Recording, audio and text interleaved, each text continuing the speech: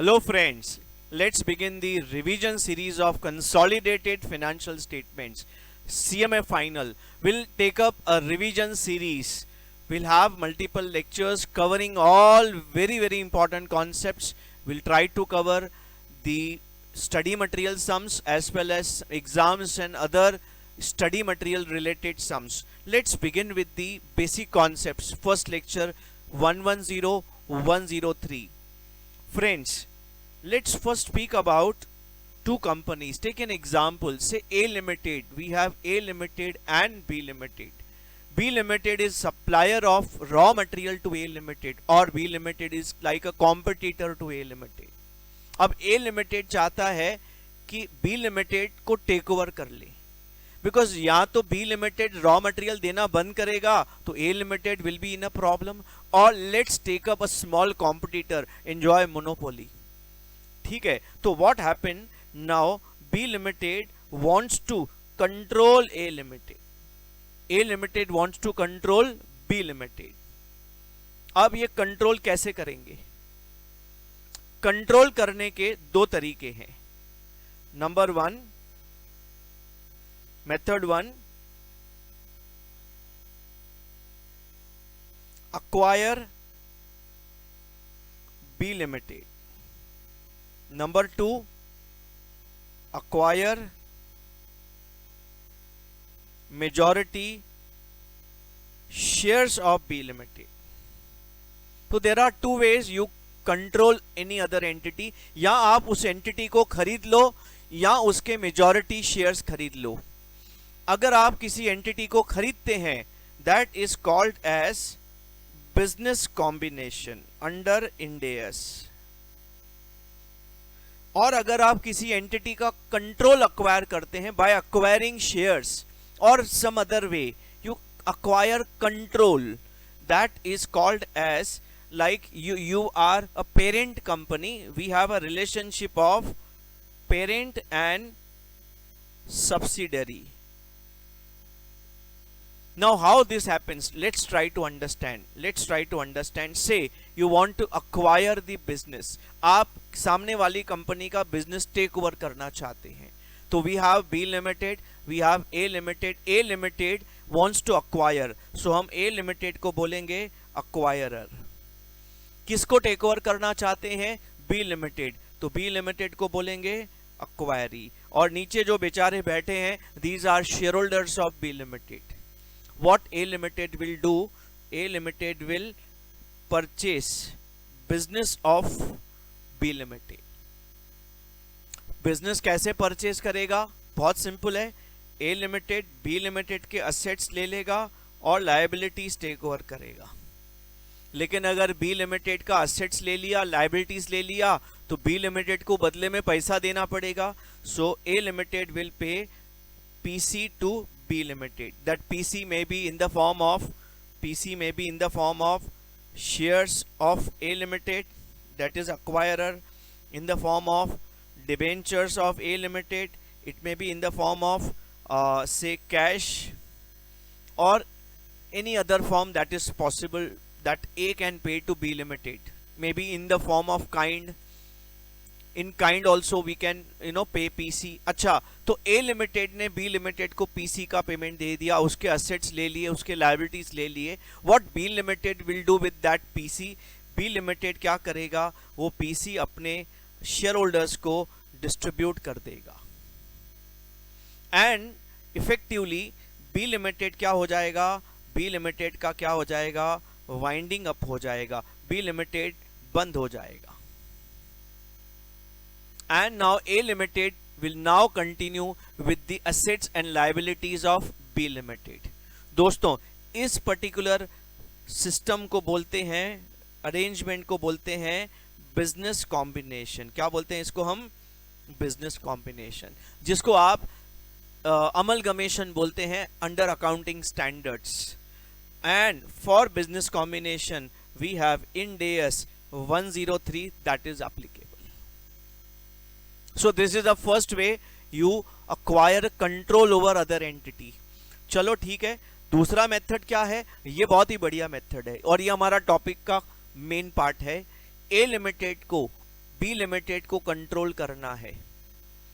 तो instead of acquiring business, instead of acquiring assets liabilities, let's purchase shares. Now who are these shareholders of B limited? ये भी shareholders हैं, shareholder of B limited। अब देखो क्या होगा, A limited B limited के क्या परचेज करेगा, मेजॉरिटी शेयर्स खरीदेगा। नॉर्मली 50% के ऊपर खरीदेगा, but not necessary that you need to buy 50% shares और मोर टू अक्वायर कंट्रोल। आप शेयर्स खरीदेंगे, नॉर्मली 50% के ऊपर है तो कंट्रोल आता है, but there are many cases where you acquire less than 50% share still to acquire control of other company. So हमारे इंडियस में कंट्रोल का डेफिनेशन आएगा, तब हम उसकी बात करेंगे। एज ऑफ नाउ ए ने बी के मेजॉरिटी शेयर्स खरीद लिए, ए ने बी पे क्या किया, कंट्रोल। समझो ए ने 80% शेयर्स खरीद लिए, तो A is called as parent company, A is called as parent company. अच्छा, इसके 20% शेयर्स किसके पास हैं, दूसरे शेयर होल्डर्स के पास। दूसरे share holders are minority share holders, these are the non controlling share holders. ये कौन से शेयर होल्डर्स हैं, नॉन कंट्रोलिंग, मतलब ये लोग कंट्रोल नहीं करते हैं। इंड एस में इनको बोला गया है NCI, इसको बोलते हैं non controlling interest, non controlling interest बोलते हैं। वैसे अकाउंटिंग स्टैंडर्ड में इसको माइनॉरिटी इंटरेस्ट बोलते हैं, बट इंडियस में इसको बोलते हैं non controlling stake holders. Non controlling मतलब ये लोग भी ओनर्स हैं, बट इनकी बात नहीं चलती, ये लोग नॉन कंट्रोलिंग है। चलती किसकी है, पेरेंट की। तो बी लिमिटेड को हम क्या बोलते हैं, B limited is called as subsidiary company. ठीक है। अच्छा, अब आप जब ऐसा अरेंजमेंट को जाते हैं, it's the best arrangement you can go with, because इसमें एक अच्छा ऑप्शन रहता है आपके पास। आपको कल को लगता है कि ये आपने जो टेक ओवर किया, आपने जो शेयर्स खरीदे अभी नॉट वर्किंग, कोई टेंशन नहीं, आप उसके शेयर्स बेच दो मार्केट में। बी लिमिटेड के शेयर्स आपने 80% खरीदे, आप मार्केट में बेच दो, मार्केट में बेच देंगे, आप आजाद हो जाएंगे। बट अगर आप ये वाले अरेंजमेंट में जाते हैं तो आपने तो सामने वाली कंपनी बंद करवा दी, उसके असेट्स लायबिलिटीज अपने ऊपर ले लिए, अब आपके हाथ में है सब, आप उसको छोड़ नहीं सकते इतनी आसानी से। Getting it? So this arrangement is a better arrangement. Many companies go for arrangement of this holding subsidiary, parent subsidiary.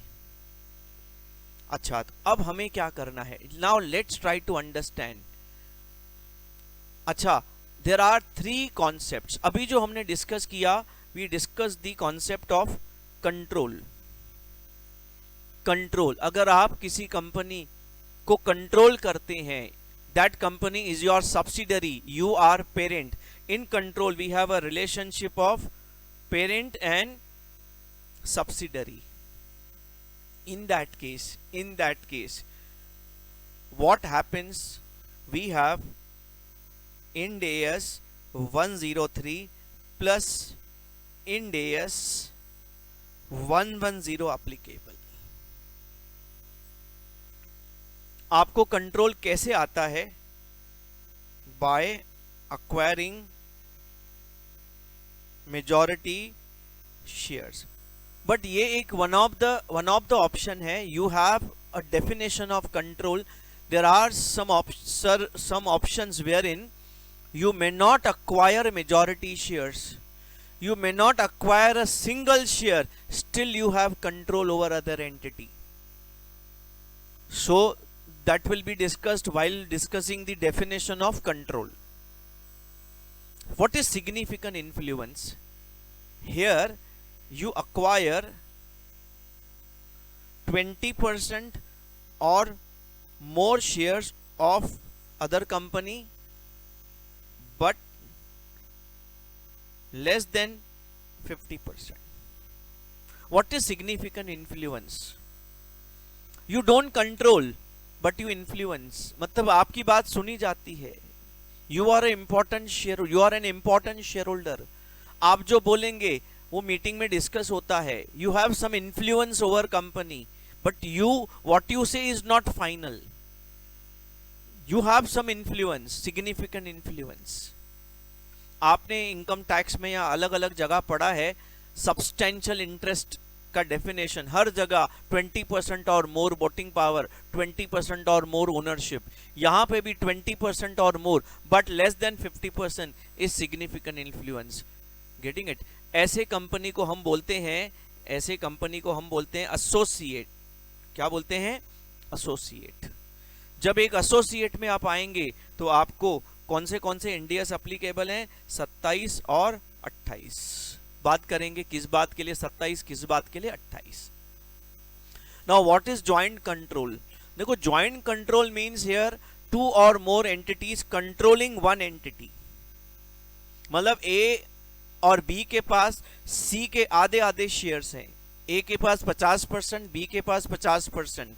तो what happens, C is jointly controlled by A and B. ना ए जो बोलेगा वो होगा, ना B जो बोलेगा, but ए और बी मिलके उसको कंट्रोल करेंगे, जॉइंट कंट्रोल।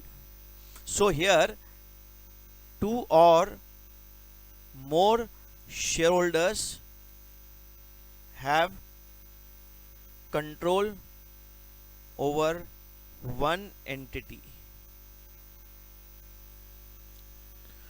यहां पे अकाउंटिंग के लिए बच्चों वापस इंडियस 27 और इंडियस 28 एप्लीकेबल है।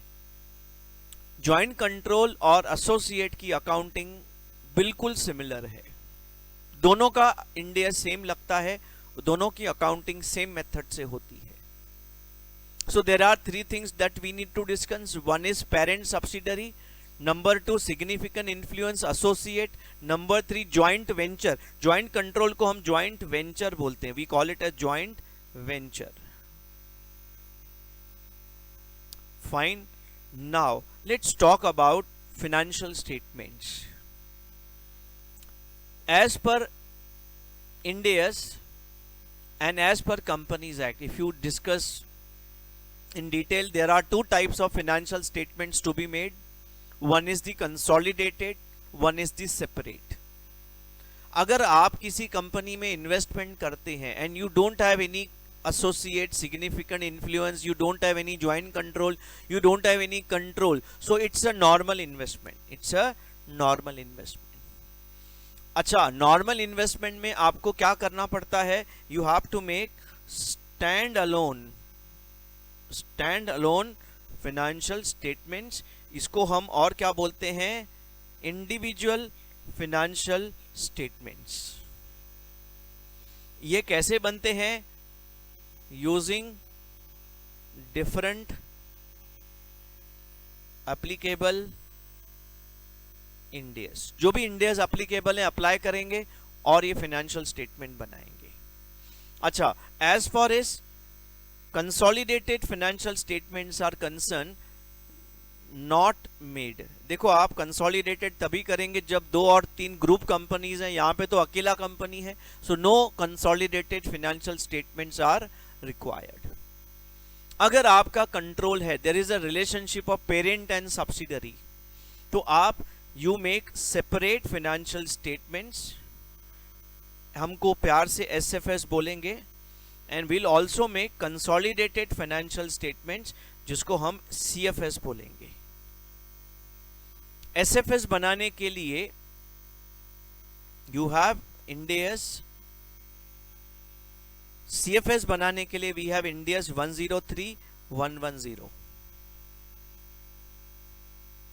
और SFS बनाने के लिए यू हैव Ind AS 27.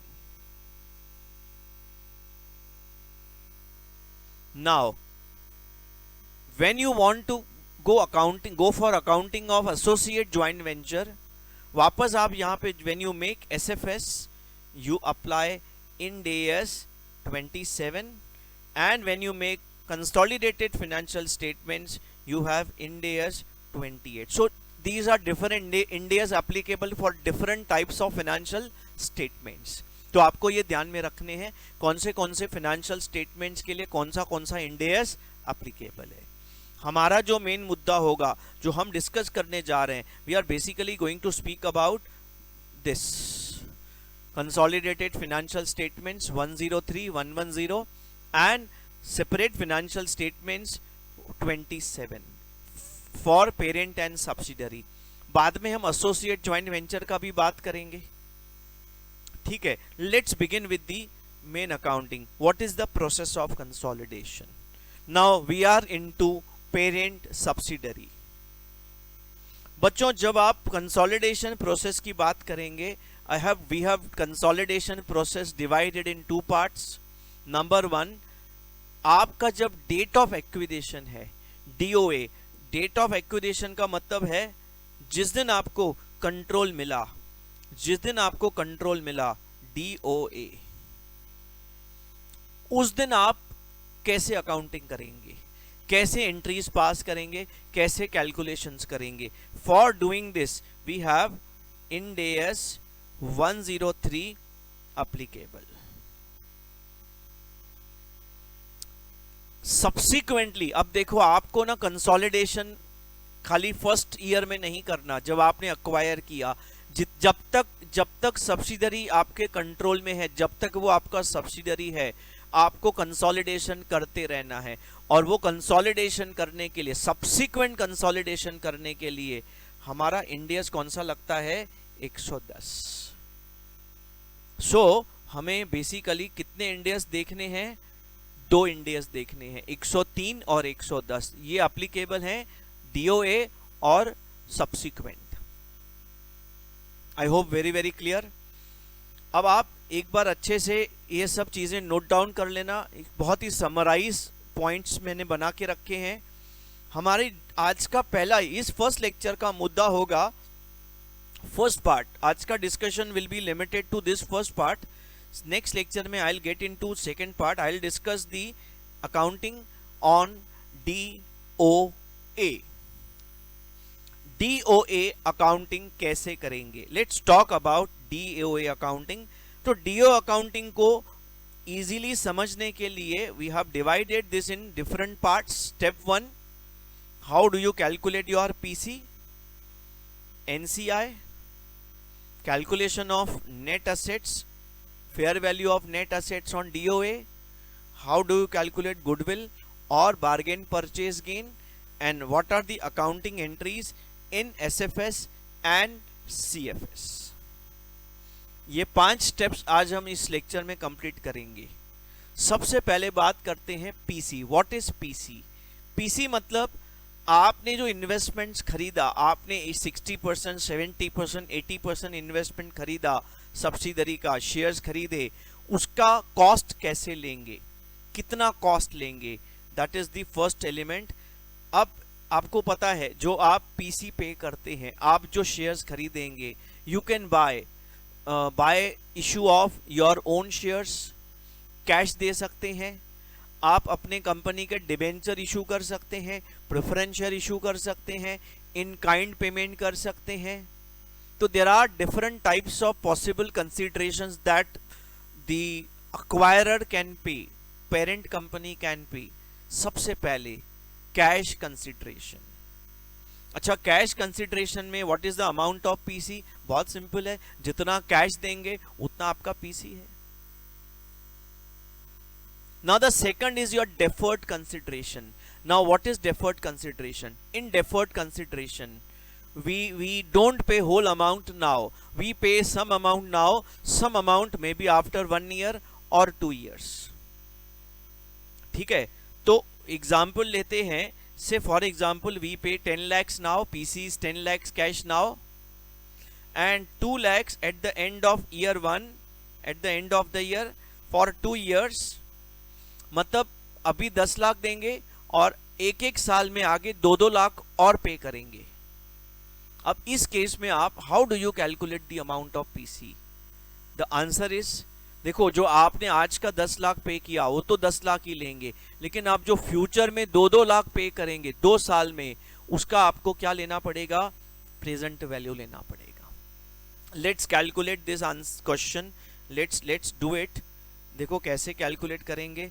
देखो आपका PC कैश जो आप पे करेंगे वो 10 लाख का 10 लाख लेंगे, प्लस डेफर्ड पेमेंट का आप कैसे लेंगे, प्रेजेंट वैल्यू।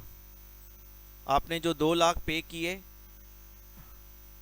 ईयर 1 और ईयर 2 में, इसको आप प्रेजेंट वैल्यू कैसे निकालेंगे, by multiplying with discounting factor.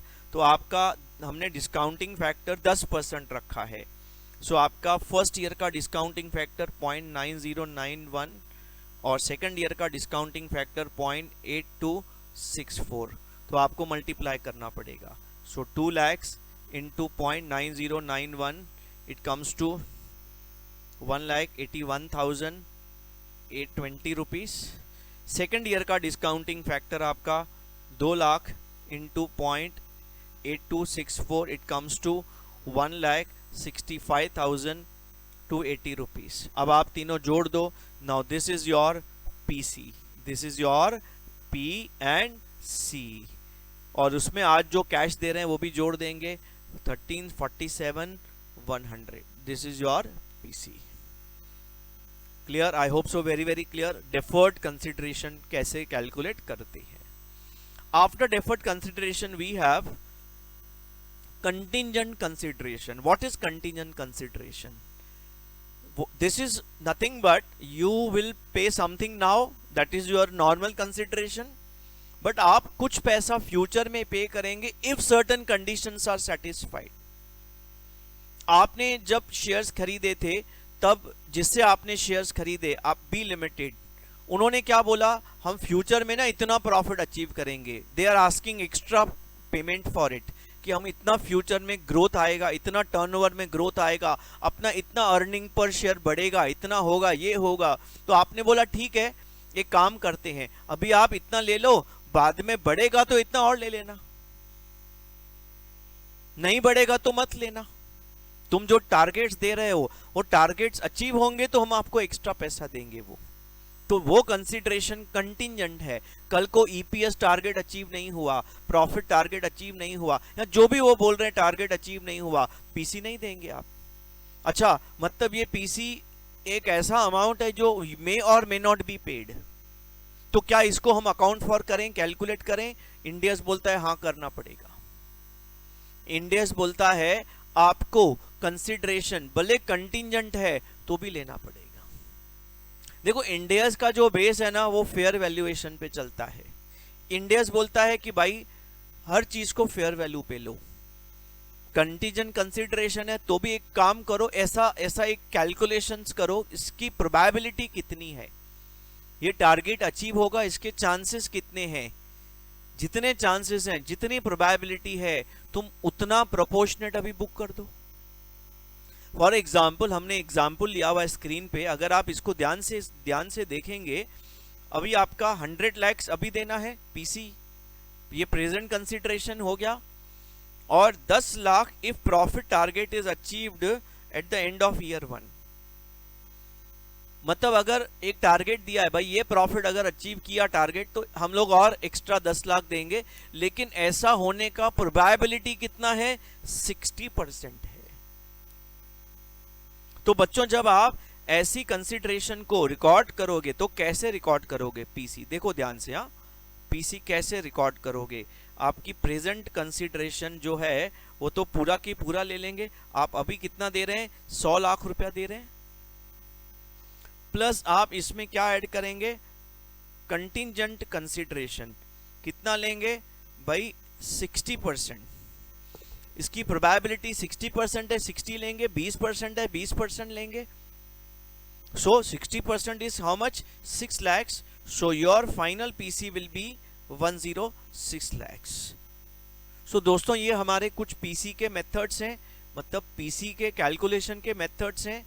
इसमें हमने 3 देख लिए, कैश और डिफर्ड और contingent.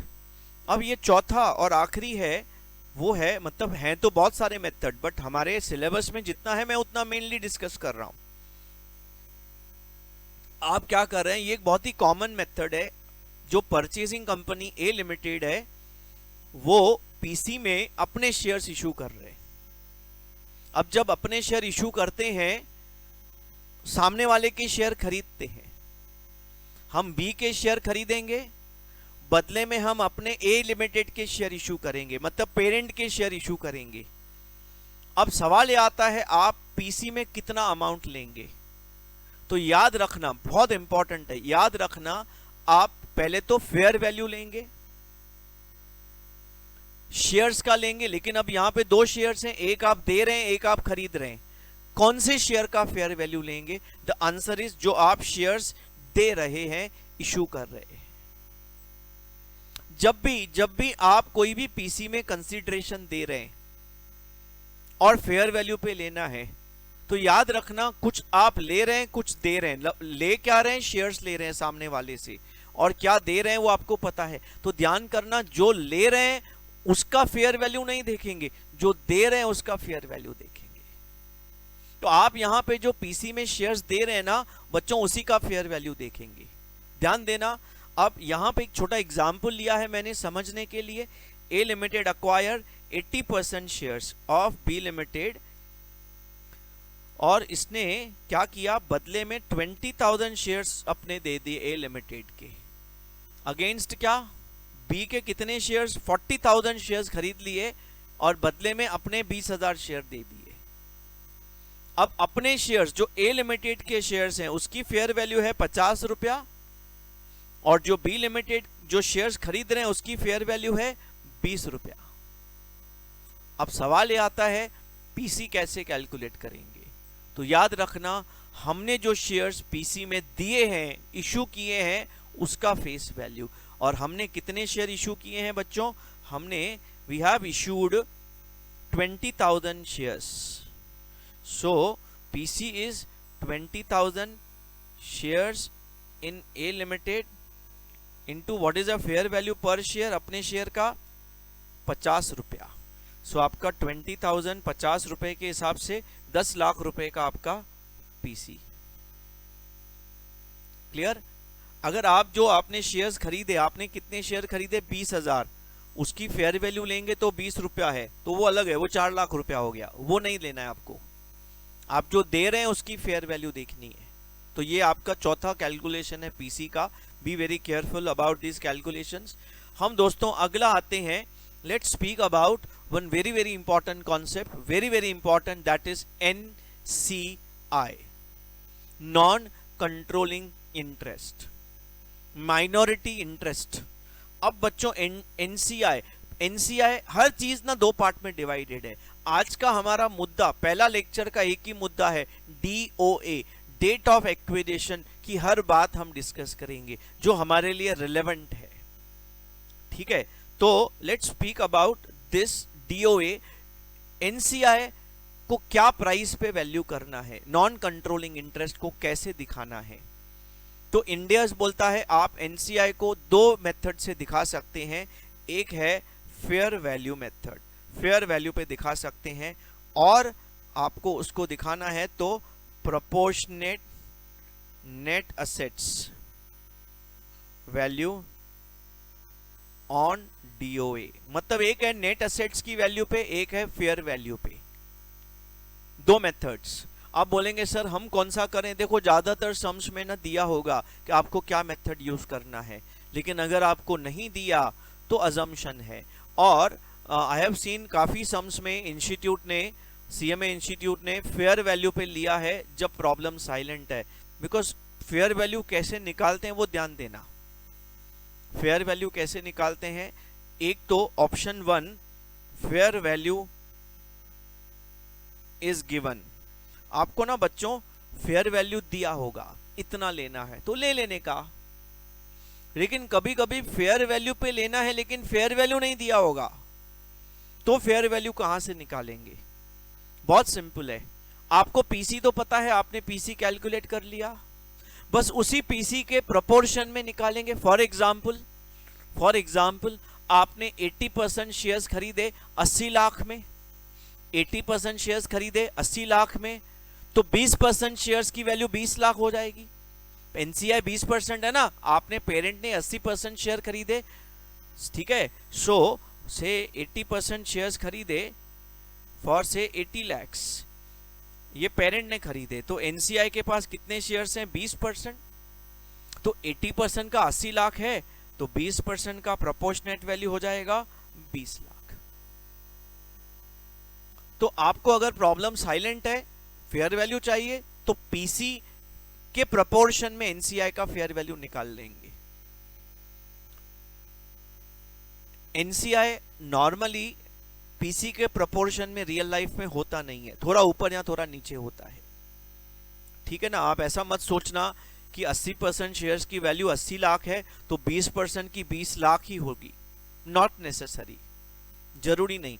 Depends on many conditions, many things, many situations, किसको डिमांड, किसको नीड है, समझा कि नहीं। तो जैसे अगर हमें हमारे बाजू वाला फ्लैट लेना है, हमारा फ्लैट है, हमें बाजू वाला फ्लैट एनी हाउ लेना है, तो हम कुछ एक्स्ट्रा पे करके भी उसको ले लेते हैं।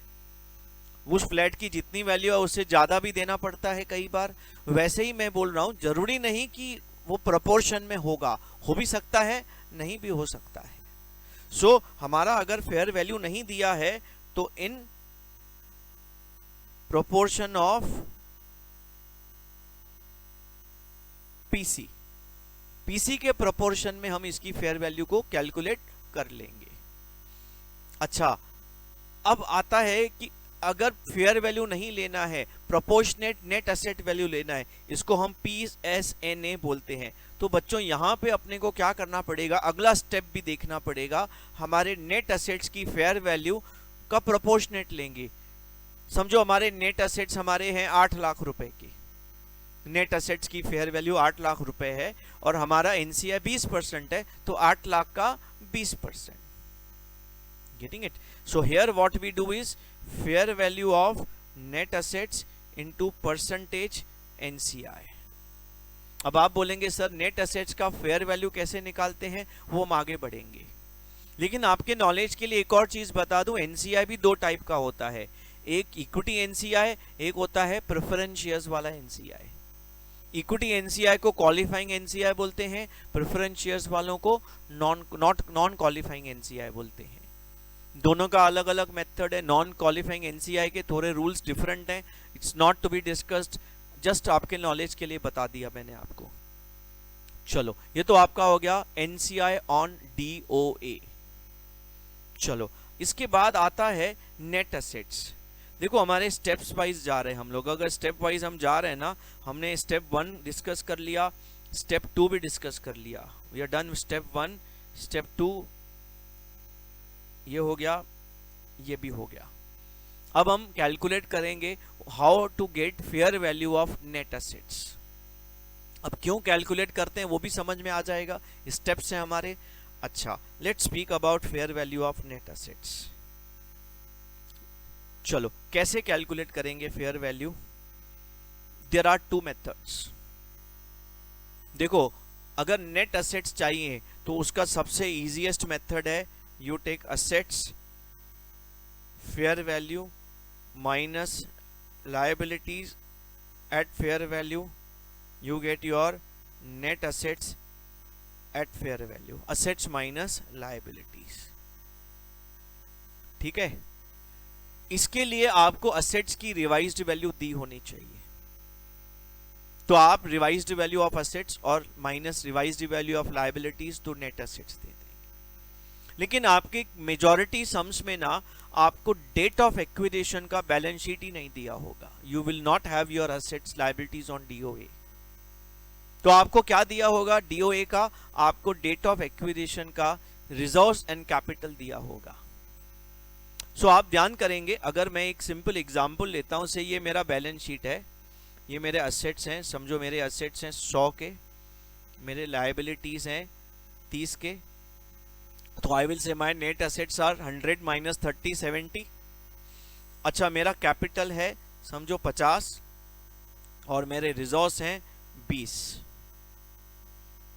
तो कैन आई से कि कैपिटल प्लस रिजर्व्स जोड़ेंगे तो भी नेट एसेट्स आएगा, एसेट्स माइनस लायबिलिटीज करेंगे तो भी नेट एसेट्स आएगा। बट प्रॉब्लम क्या है, जब आप कैपिटल प्लस रिजर्व्स जोड़ देते हैं तो आपको नेट एसेट्स का बुक वैल्यू आता है, जो बुक्स में से ले रहे हैं आप। लेकिन आपको फेयर वैल्यू चाहिए। आप जब फर्स्ट मेथड यूज करते हैं तो आप यहाँ पे सीधा रिवाइज्ड वैल्यू लेते हैं असेट्स का लायबिलिटीज का, तो सीधा रिवाइज्ड वैल्यू पे आते हैं। बट कैपिटल प्लस रिजर्व वाले मेथड में आपका बुक वैल्यू आता है। तो आप क्या करेंगे, आप ध्यान से समझो, आप क्या करेंगे, शेयर कैपिटल ले लो आप, प्लस आप आपके रिजर्व्स ले लो। कौन से रिजर्व्स? डीओए के रिजर्व्स। जिस दिन आपने कंट्रोल अक्वायर किया उसको डीओए बोलते हैं। तो डीओए के रिजर्व्स आप ले लो, तो आपको यहाँ पे आ जाएंगे net assets at book value, net assets at book value. तो आप क्या करो, इसमें आप ऐड करो, फर्दर ऐड करो या माइनस करो रीवैल्यूएशन प्रॉफिट या लॉस। समझो क्या हुआ ना, आपकी असेट्स की वैल्यू बढ़ गई तो नेट असेट्स बढ़ेंगे, उतना प्रॉफिट ऐड कर दो। असेट्स की वैल्यू घट गई, उतना नेट असेट्स घटेंगे तो लेस कर दो। तो आप क्या करो, जो भी आपने रिवैल्यूएशन की, ये तो बुक वैल्यू हो गया, capital plus reserves on DOA, ये book value of net assets हो गया। इसमें आप रिवैल्यूएशन का इफेक्ट प्लस माइनस करो। प्लस पॉजिटिव है अगर बढ़ेगा वैल्यू, माइनस मतलब जैसे असेट बढ़ा तो प्रॉफिट ऐड करो, असेट घटा तो नेट असेट घटेगा, लेस करो। तो आप इसमें रिवैल्यूएशन का इफेक्ट प्लस माइनस करेंगे, that will give you net assets eight fair value on DOA. तो आपके पास दो ऑप्शंस हैं, आप ज्यादातर कौन सा ऑप्शन यूज करेंगे पेपर में? Second option, the second method that will be like whose information is normally available in the paper. अच्छा बच्चों, अब आगे बढ़ेंगे। आपने ये सब क्यों कैलकुलेट किया? क्योंकि ये कैलकुलेट इसीलिए किया सो दैट आप गुडविल कैलकुलेट कर पाओ। How do you calculate goodwill और बीपीजी? अब ध्यान देना इसको, आपने क्या क्या कैलकुलेट कर लिया। You are done with PC, NCI, fair value of net assets. तीन कैलकुलेशंस आपकी तैयार हो गई। अब आप क्या करेंगे? What you do, you take your PC, add NCI, total आ गया। समझो आपको 80% शेयर्स हैं तो 80% वैल्यू पीसी है और एनसीआई 20% वैल्यू, दोनों आ गए, ये 100% वैल्यू हो गई। और अब इसको कंपेयर किसने करेंगे? Net assets eight fair value. एक बात सुनिएगा, आप सब चीजें कौन सी डेट के लेंगे? डीओए के लेंगे। अच्छा, अब इसमें दो पॉसिबिलिटीज हैं। एक पॉसिबिलिटी आपका ये 100 है और ये 90 है, तो ये 10 हो गया। ये क्या है? गुडविल। अगर आपका पीसी और एनसीआई का वैल्यू का टोटल नेट एसेट से ज्यादा है, ये आपने अमलगमेशन में भी किया था, लेकिन उसमें इसमें फर्क क्या है? उसमें आप पीसी कंपेयर करते थे नेट एसेट से। अमलगमेशन में क्या होता था? आप 100% असेट्स लायबिलिटीज खरीदते थे, 100% पीसी देते थे। यहाँ पे आप 100% नहीं खरीद रहे हैं, 80% खरीद रहे हैं, तो भी 100% विथ 100% कंपेयर करेंगे। मतलब आपका पीसी 80% स्टेक का हो गया, एनसीआई 20% हो गया, मिला के 100% हो गया और 100% नेट एसेट्स। और अगर आपका पीसी प्लस एनसीआई ज्यादा है तो डिफरेंस इज गुडविल। लेकिन अगर आपका, समझो आपका इस साइड लिख रहा हूं, आपका पीसी प्लस एनसीआई 100 है लेकिन नेट एसेट्स आपके 120 के हैं, तो 20 रुपए का आपको प्रॉफिट हो गया। किसको प्रॉफिट होगा? पेरेंट को, बायर को, क्योंकि उसने 100 की वैल्यूएशन, 120 के नेट एसेट्स को 100 की वैल्यूएशन पे लिया हुआ है। इसका मतलब है इसको हम बोलते हैं प्रॉफिट, और इंडियस बोलता है इसको हम कौन से अकाउंट में डालेंगे? Bargain purchase gain. ये अल्टीमेटली बीपीजी बोलते हैं इसको। बीपीजी से कहां ट्रांसफर होता है? ये फिर कैपिटलिज्म में चला जाता है। उसके भी अलग अलग कंडीशंस हैं कि कभी कैपिटलिज्म में डायरेक्टली जाएगा, कभी बीपीजी में जाएगा, फिर कैपिटलिज्म में जाएगा। वो there are certain condition, certain things to be discussed, but that is not in syllabus, in our syllabus. ठीक है, तो याद रखना, आप पीसी एनसीआई जब जोड़ेंगे उसको आप नेट एसेट से कंपेयर करेंगे। अगर आपका PC plus NCI net asset से ज्यादा है तो गुडविल है, PC plus NCI net asset से कम है तो बीपीजी बार्गेन परचेस गेन है। तो हमारा स्टेप नंबर 4 क्या हो गया, कंप्लीट हो गया। Step number 4 is done. दोस्तों आज का आखिरी step, journal entries in separate financial statements and consolidated financial statements। तो आप ध्यान देंगे how do you pass entries। अब we are just speaking about entries on date of acquisition। अच्छा, before we proceed for entries on DOA, I have taken 3 examples to understand this calculation। छोटा examples हैं, 3 cases से थोड़ा idea आ जाएगा how do you calculate. सो पहला case है जिसमें आपका पीसी जो है 20 लाख है, जिसमें आपने 80% शेयर्स खरीदे हैं, मतलब एनसीआई कितना परसेंट है, 20% है, और एनसीआई क्या वैल्यू पे लेना है, fair value, which is also given as 5 lakh. अच्छा, उस दिन आपके नेट एसेट्स का फेयर वैल्यू भी देके रखा है 18 लाख रुपया। तो how do you calculate, your PC is 20 lakhs, you take your NCI at fair value as 5 lakhs, दोनों मिला के हो गए कितना, 25 लाख। इससे किसके कंपेयर करेंगे, fair value of net assets, और वो कितना है 18 lakhs। आपका कितना ज्यादा है पीसी प्लस एनसीआई, 7 lakhs। ये क्या है, गुडविल। इसको इंडियस की लैंग्वेज में और क्या बोलते हैं, cost of control। So this is your case number 1 where NCI is valued at fair value and fair value is given in question, so no need to worry। सबसे easiest case है ये। Case number 2, NCI, वही case ले रहा हूं मैं, खाली NCI की वैल्यूएशन हर केस में चेंज कर रहा हूं मैं। NCI बोलता है taken at fair value, NCI को फेयर वैल्यू पे लेना है, लेकिन फेयर वैल्यू इज मिसिंग। तो कैसे करेंगे, ध्यान देंगे, हमारा पीसी तो 20 लाख है, वही लेंगे।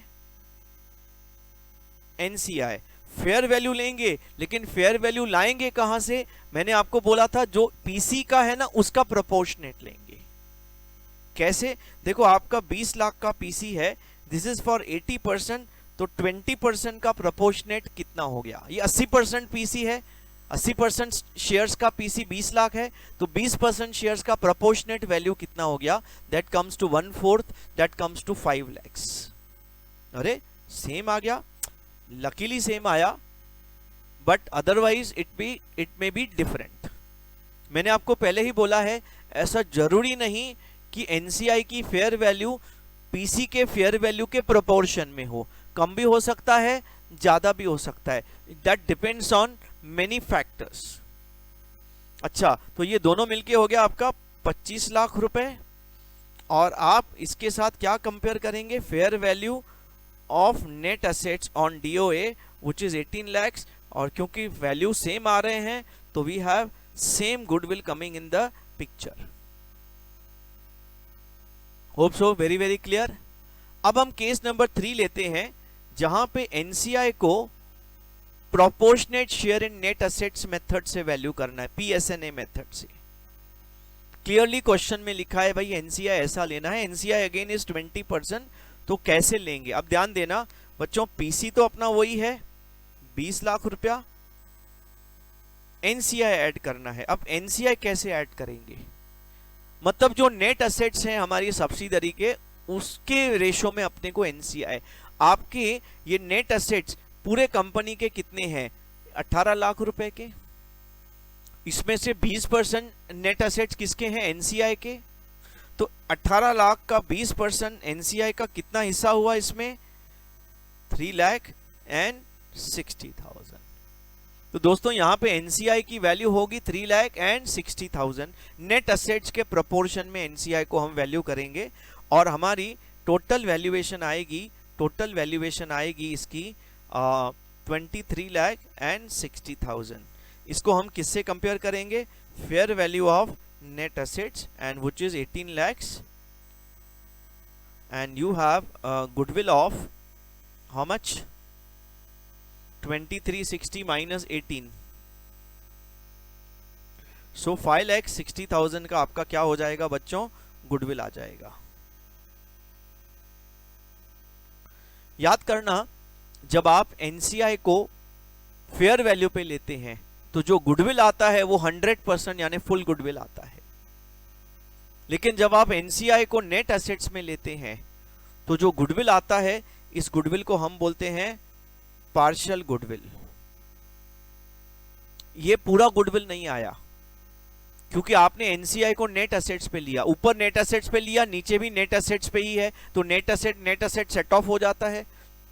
गुडविल तभी आता है जब आप फेयर वैल्यूएशन पे उसको लेते हैं। आप जब फेयर वैल्यू लेते हैं तो फेयर वैल्यू 5 लाख है और नीचे नेट एसेट्स का हिस्सा 5 लाख से कम, तो डिफरेंस एनसीआई का गुडविल भी आएगा। एनसीआई का गुडविल मतलब गुडविल तो सब्सिडरी का है, बट उसमें एक 80% शेयर होता है पेरेंट का और 20% शेयर एनसीआई का।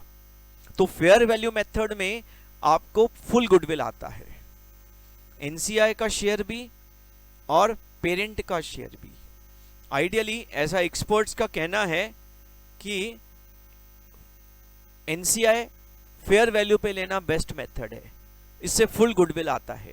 It is very very like difficult, मतलब आप समझो बात को, आप प्रोपोर्शनेट गुडविल बैलेंस शीट में दिखा रहे हैं, सब्सिडरी का 80% गुडविल दिखा रहे हैं कंसोलिडेटेड बैलेंस शीट में।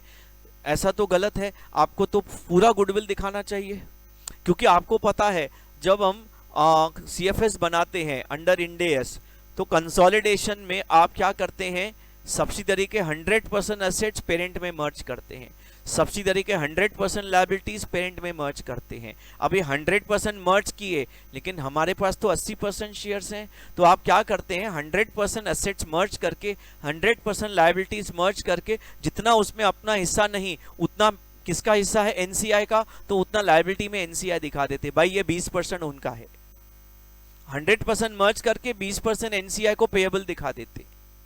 इसको बोलते हैं full consolidation method. Parent subsidiary works with full consolidation method. ठीक है, चलो तो हम आगे बढ़ेंगे, लेट्स प्रोसीड फर्दर। और अब आखिरी पड़ाव, हमारा आज का आखिरी मुद्दा होगा accounting in the books of separate and consolidated financial statements, SFS and CFS. आप एसएफएस में बोलो क्या एंट्री पास करेंगे, बहुत आसान है। एसएफएस में सीधा आप इन्वेस्टमेंट की परचेज की एंट्री पास करेंगे। What entry do you pass? Investment in S limited subsidiary limited to bank. अगर आपने पैसा दिया है, अगर आपने बदले में इक्विटी शेयर्स दिए हैं तो इक्विटी शेयर कैपिटल, आपने डिबेंचर्स दिए हैं तो डिबेंचर्स, आपने अगर शेयर्स और डिबेंचर्स प्रीमियम पे इशू किए हैं तो to securities premium will also come in the picture. So this is the entry in the books of SFS. आगे एसएफएस में उसको कैसे दिखाएंगे सब्सिक्वेंट अकाउंटिंग में, वो हम बाद में बात करेंगे। As of now on DOA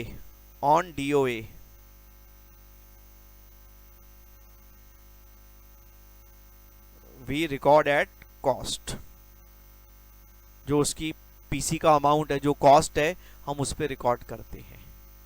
अच्छा, फिर हम कंसोलिडेटेड बुक्स बनाते हैं, उसको बोलते हैं सीएफएस बुक्स। आप जब कंसोलिडेटेड बुक्स बनाते हैं बच्चों, तो कंसोलिडेटेड बुक्स में आप क्या एंट्री पास करेंगे, आप सब्सिडरी के एसेट्स, सब्सिडरी की लायबिलिटीज दोनों कंसोलिडेटेड बुक्स में रिकॉर्ड करेंगे। ठीक है, सो आप आइडेंटिफाएबल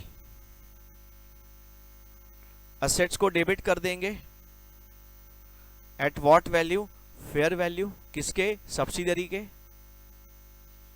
और liabilities at fair value credit कर देंगे। What you are doing is subsidiary के एसेट्स ले लिए, सब्सिडरी के लायबिलिटीज ले लिए, टू पूरा अपना हिस्सा नहीं, एनसीआई का हिस्सा एनसीआई में, बिकॉज आपने 100% एसेट्स लायबिलिटीज ले लिए, 100% एसेट्स लायबिलिटीज ले लिए, उसमें 100% तो अपना है नहीं, 20% तो एनसीआई का है, तो जो एनसीआई का हिस्सा है उतना क्रेडिट दिखा दिया, भाई उसको पेएबल है। और टू, सामने आप जो पीसी देंगे वो रिकॉर्ड करेंगे। ठीक है, और दोस्तों अगर आपका अगर आपका गुडविल आता है तो डेबिट में गुडविल डाल देंगे, बीपीजी आता है बार्गेन परचेज गेन तो वो क्रेडिट में डाल देंगे। So here on the debit you have goodwill, on the credit you have bargain purchase gain. अब यहाँ पे क्या होगा, आइदर और होगा, यहाँ गुडविल होगा या बार्गेन परचेज गेन होगा। Is it clear? इस एंट्री के ऊपर हम और डिटेल में डिस्कस करेंगे along with your questions, along with your data. अगर मैं ऊपर वाले डेटा को लेता हूं, if I just take any one data out here, so बच्चों अगर मैं इस डेटा को समझो ले लेता हूं तो ये डेटा यहाँ पे कैसे सब्स्टिट्यूट करेंगे। हमारे नेट असेट्स 18 lakhs हैं। अब इसमें ना मैंने ब्रेकअप नहीं दिया, असेट्स कितने लायबिलिटीज कितने, असेट्स कितने लायबिलिटीज कितने। समझो नेट असेट्स में असेट्स की वैल्यू है 21 लाख और लायबिलिटीज की वैल्यू है 3 लाख, तो नेट कितने हैं 18। समझो अज्यूम कर रहा हूं अकाउंटिंग करने के लिए, तो आप इसकी एंट्री यहां पे मैं लिख रहा हूं, कैसे पास करेंगे entry. Assets account debit, assets कितने के लेंगे 21 लाख के, तो लायबिलिटी हम कितने की बुक करेंगे 3 लाख सब्सिडरी की, ठीक है। टू एनसीआई 3.6 lakhs, पीसी कितना देना है 20 lakhs, ठीक है। और हमारा गुडविल कितना है 5.6 lakhs। अब कैलकुलेट करेंगे, आपकी एंट्री क्या हो जाएगी टैली। मतलब आप देख लो आपने क्या किया, 21 और 3 मतलब नेट 18 लाख के असेट अपने बुक्स में ले लिए सीएफएस में। 18 लाख के आपने जब नेट असेट्स लिए 20 लाख पीसी दिया, बट 18 में 3,60,000 अपने को बिलोंग नहीं करते, एनसीआई के हैं, तो उतना एनसीआई के अकाउंट में क्रेडिट कर दिया 20%, 80% पीसी दे दिया। और क्योंकि आपने पेमेंट ज्यादा किया है, your amount paid is more, the difference is put into what account, goodwill account. So this is all about your consolidated financial statement part 1 revision. Soon I'll be recording revision lecture 2. There will be playlist of this revision lectures. If you really like the lecture, if you are comfortable gaining some good knowledge of the lecture from the lecture, please subscribe and comment, and please put up your comments which other lectures would you like to hear. Chalo, from this side, tada, bye bye, take care, thank you, thanks a lot. We'll be back with lecture number 2 very soon. Thank you.